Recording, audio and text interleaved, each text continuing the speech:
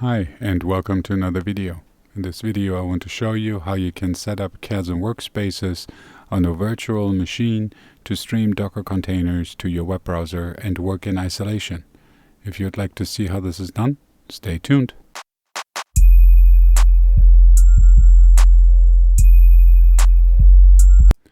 Going to kasmweb.com, I wanted to point out that what we'll be using in this demo is the Community Edition. It doesn't cost anything, so it's absolutely free. You will need to accept the user license once we install. However, I wanted to point out too, for free you get all features that are also available in Enterprise. The limitation here is you only get 5 simultaneous sessions, but that's quite alright if you just want to play with it and don't pay for it. Before getting into how the installation can be done, let's talk real quick about what Kasm actually is good for. I know my drawing skills are not the greatest, but nonetheless I will try to depict it here a little bit. Let's say this is your computer here and you're sitting at home and you want to visit a web page. So from your computer through your web browser you go out to the internet, you do request with a URL a web page, and this web page will return back to your browser and displays in your browser. Now let's say this web page has some malicious content, maybe some malware or some other virus. And this is my bad web page here. And this now will travel through your connection and your browser back to your computer and will infect your computer. So wouldn't it be great if I could open, for example, a web page outside in an isolated area where I do not have to worry about it ever touching my computer? This is where Kasm comes in. So let's say we have our Kasm Workspaces here. And again, I apologize, my drawing skills are not the greatest. And here I have Docker containers on my Kasm Workspaces. And what would happen now is, rather than me going from my computer to the internet through or by entering a URL in my web browser and getting it back onto my computer, I would go to my Kasm Workspaces here and I would tell Kasm I would need a new web browser. Kasm will open up a new Docker container and stream that right to my browser on my computer. So when I now request a page, I will submit my request, my URL, to my Docker container here. My Docker container now is going out to the internet, to the web page, and if there is malicious content, this malicious content will end up on my Docker container, but it will never make it to my computer.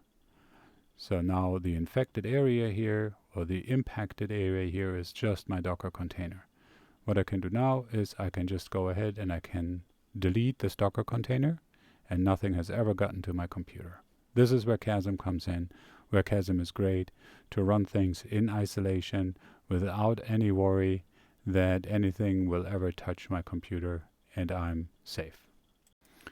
Let's take a quick look at what we actually need in order to install Kasm. I went here to kasmweb.com, and once you're on that web page you can go into Resources, Downloads.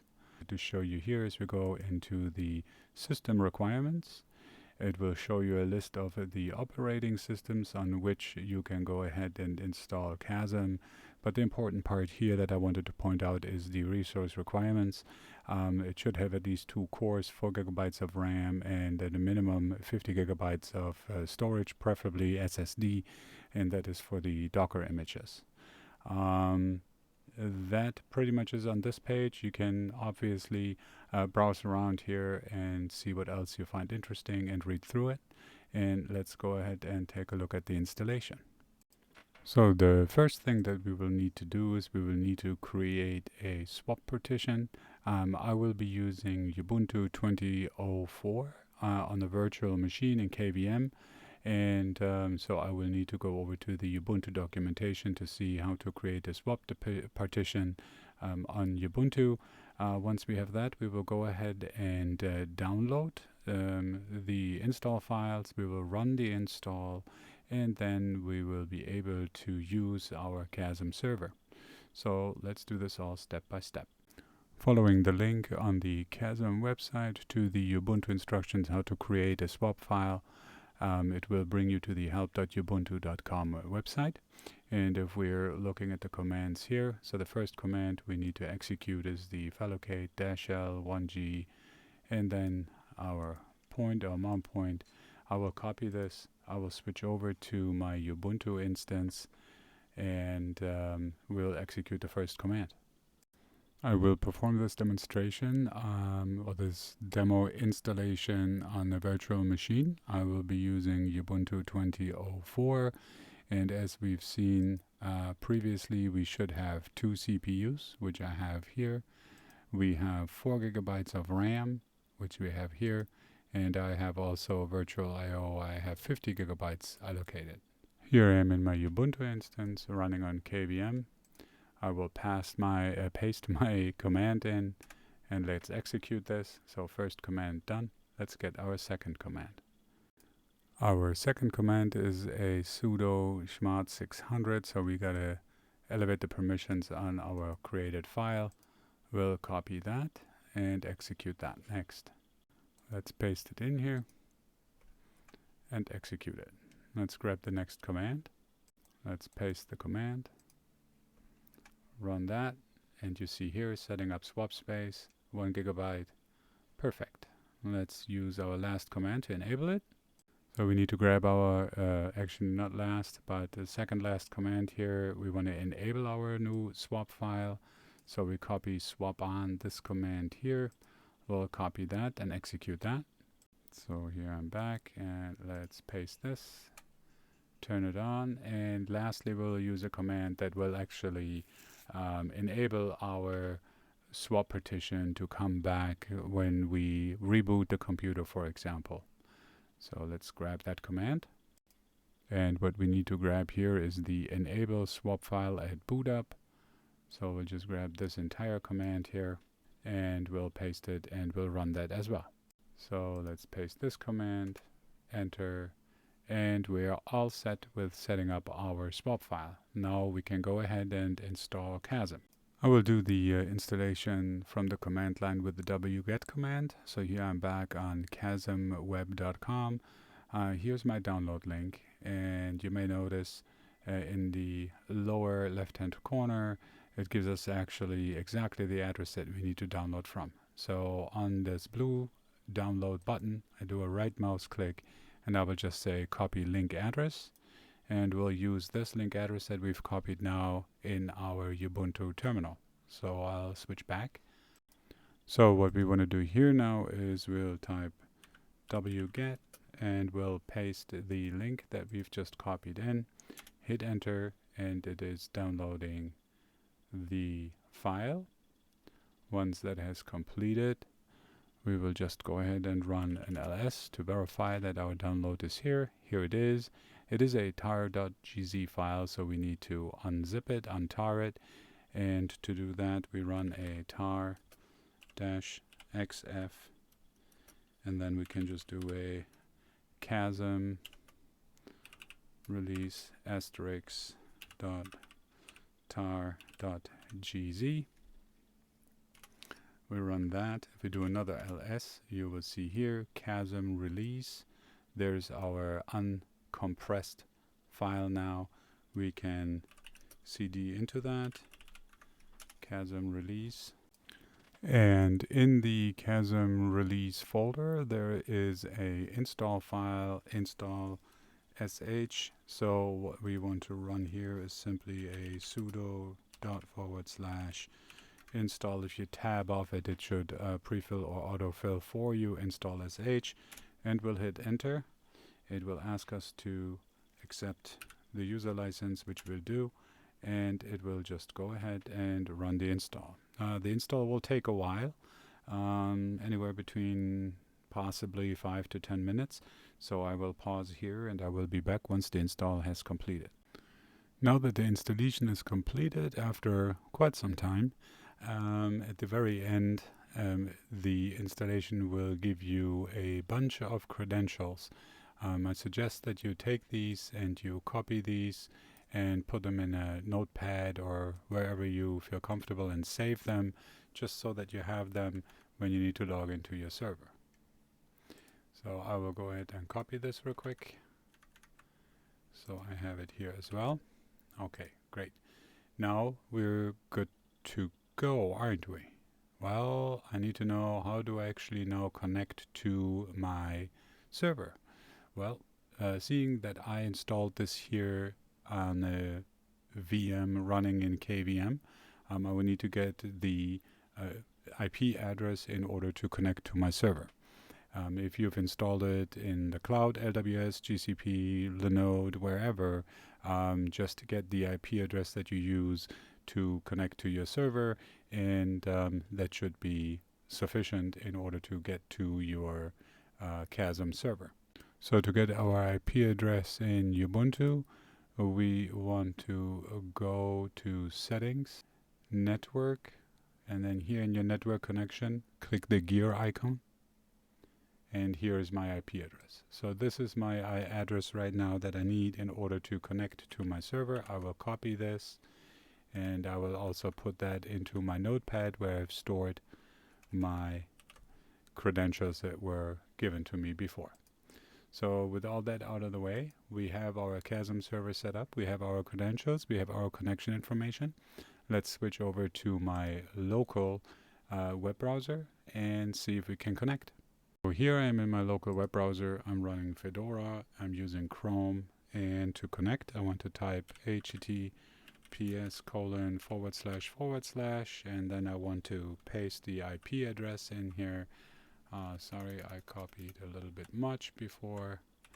Let me delete this. So the IP address, and then hit enter. We will be presented with connections not private. We don't have HTTPS set up, so SSL is not enabled.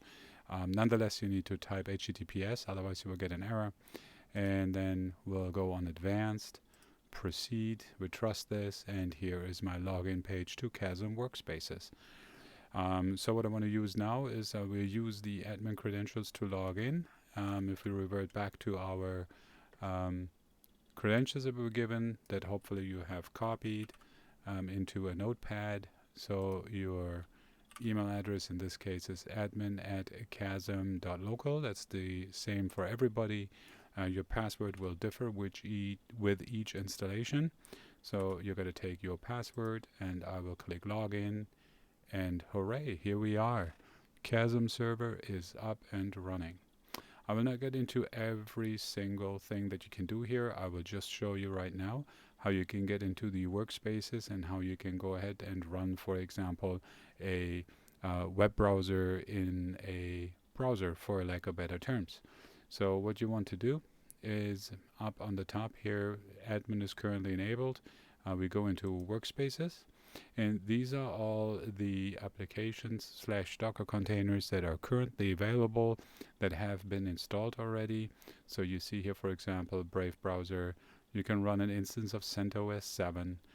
You can use a Chrome browser, Edge browser, GIMP, and so forth. There's quite a few. So let's go ahead and say I want to start an instance of a Brave browser. So what I can do here now, I will just click on a Brave browser. It will ask me, do I want to launch a session? I will say yes. And it will start a browser in the browser. I do not want to see any startup tips. Got it. And here we are. I have a browser in a browser. And how do I see that that is true? You see up here, this is my Chrome browser. This is the address I'm currently connected to. But in my browser, I have another tab for Brave. And here is another address bar. So now I can go in here and I can go to google.com. And here's my Google page. And I can browse and do whatever I'd like. I can go ahead and do this here, and I'm completely isolated. What you can do from here, you can open this little tab on the side here. You see the 3 dots. You can go in here, and then you can either delete the session, you can log out, you can return to Workspaces and leave the session up. You can run some configuration. Again, I will not go into everything here. Let's go ahead and delete the session. Say delete, and here I am back. Let's go ahead and open another window here, another container. Let's say I want to run some terminal commands.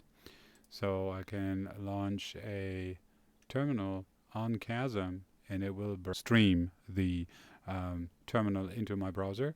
And to prove that this is completely isolated, I would not on YouTube share, for example, my Etsy password file.